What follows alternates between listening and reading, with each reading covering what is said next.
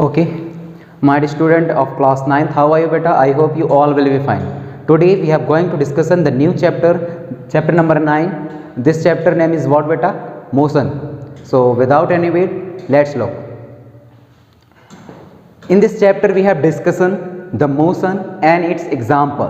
What actually the motion and what is the examples of motion and what is the types of the motions.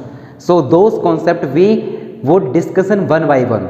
So we have the question like that, the what is motion, describe its type with example. Motion क्या है, describe करिए इसके types को with example के साथ में. तो चलिए, नाउ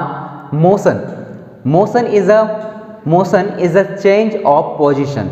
क्या है, पोजीशन में चेंजेस की मेथड ही क्या है, मोशन है. एग्जाम्पल देख लेते हैं. अभी मैं यहाँ खड़ा हूँ, कुछ देर बाद में आपके पास खड़े हो गए.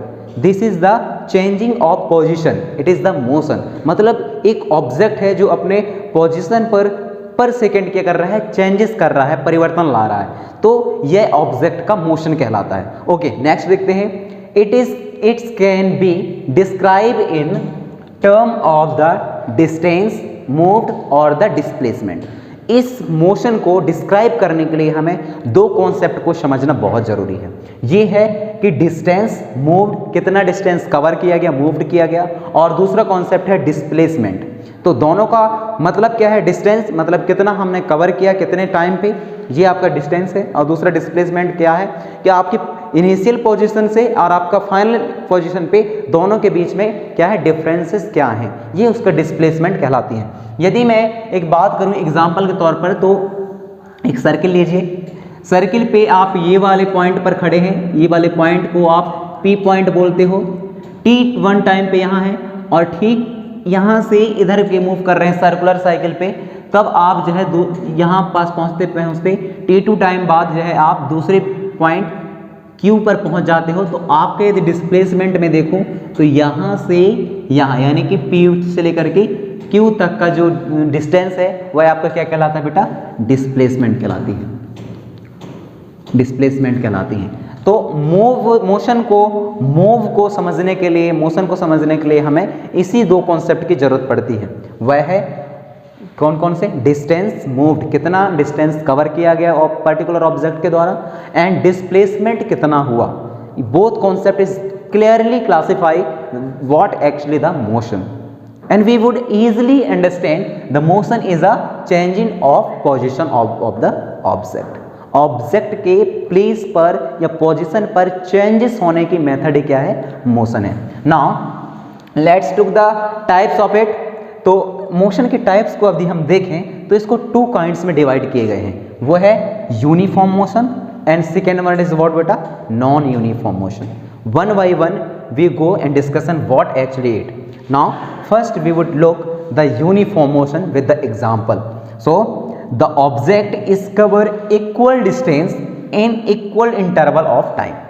मतलब कि एक ऑब्जेक्ट है, उसको जितना टाइम दिया गया उतने टाइम पे वो उतना ही दूरी तय करे जितना वो कर पा रहा है. तो उसकी यह मोशन क्या कहलाती है, यूनिफॉर्म मोशन कहलाती है. इसका एग्जाम्पल हम आज समझेंगे. सच एस एग्जाम्पल पे देखिए, an object cover 5 metre distance in first second. एक ऑब्जेक्ट है या कार है या और कोई चीज़ मान लीजिए जो बहुत हाई स्पीड से चलती हो, तो वो एक सेकेंड में कितना मीटर तय कंप्लीट करता है बेटा, कवर करता है 5 मीटर. तो नेक्स्ट सेकेंड में भी वो 5 मीटर यदि कवर करे तब हम उसको क्या बोलेंगे, यूनिफॉर्म मोशन बोलेंगे. एक्चुअली हम एक तरीके से कह पाए कि स्पीड में चेंजेस ना आए, मतलब जितनी स्पीड से हम कहीं से निकले हैं उतनी ही स्पीड तक अंतिम टाइम तक पहुंच पाएं. सच ऐसे एक एग्जांपल ले लीजिए. डिंडौरी के बस स्टैंड से आपने निकला, आपकी कार की स्पीड थी 75 या मान लीजिए 150 किलोमीटर पर आवर. तो 150 किलोमीटर पर आवर के हिसाब से यदि निकलते हैं जबलपुर तक के लिए, तो जबलपुर का पहले डिस्टेंस देखिए कितना है, करीब करीब 145 के आसपास. तो 145 को कवर करने के लिए आपके कार की स्पीड कितना है, 150 किलोमीटर पर आवर. मतलब आपकी कार की स्पीड क्या है, 100-150 किलोमीटर पर आवर. मतलब आप जो है 145 किलोमीटर को एक ही घंटे में कवर कर लेंगे. ये नॉर्मली एग्जांपल थे. मतलब आप एक तरीके से समझ लीजिए कि फर्स्ट के फर्स्ट के 10 मिनट बाद जो है, यदि एक और एग्जांपल लेते हैं अपन लोग, डिंडौरी से अमरकंटक निकलते हैं, तो फर्स्ट के 10 मिनट बाद जो है आप डिंडौरी को क्रॉस कर लेते हो, यानी कि 1.5 किलोमीटर तय कर लेते हो। तो आने वाले 10 मिनट में भी 1.5 किलोमीटर और आगे तय करें तो आपकी ये मोशन क्या कहलाएगी? यूनिफॉर्म मोशन कहलाएगी। Now let's took the another example, non uniform motion. Non uniform motion means speed में चेंजेस होते रहे, कहीं ब्रेकर लगी हुई है, कहीं मोड़ है, कहीं पुल है, ऐसे जगह पर, कहीं की रोड खराब है, तो ऐसी जगह पर आप अपनी कार की स्पीड में परिवर्तन टाइम टू टाइम देते जाते हैं। तो आपकी कार की स्पीड में जो चेंजेस आते हैं वही नॉन यूनिफॉर्म मोशन के लिए रिस्पॉन्सिबल होते हैं। क्या है?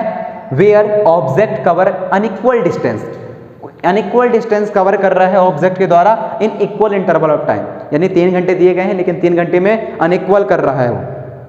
कभी तो वह 3 घंटे में अमरकंटक की दूरी तय कर लेता है, और कभी अमरकंटक से बाहर निकल जाता है 3 ही घंटे में, और कभी कल अमरकंटक तक पहुंच ही नहीं पाता 3 घंटे में। तो स्पीड क्या है उसकी? अनइक्वल रहेगी, नॉन यूनिफॉर्म रहेगी। When a car is moving on a crowd street, इसमें एग्जाम्पल दिया गया है कि कोई कार है, ऑब्जेक्ट है, वह भीड़ वाले इलाके से निकल रहा है, तो उस ऑब्जेक्ट की जो स्पीड है वह कैसे होगी बेटा? नॉन यूनिफॉर्म होगी, मोशन नॉन यूनिफॉर्म होगा। आई होप कि आपको बोथ कॉन्सेप्ट समझ में आए होंगे। थैंक यू, मिलते हैं नेक्स्ट क्लासेस में। Thank you so much.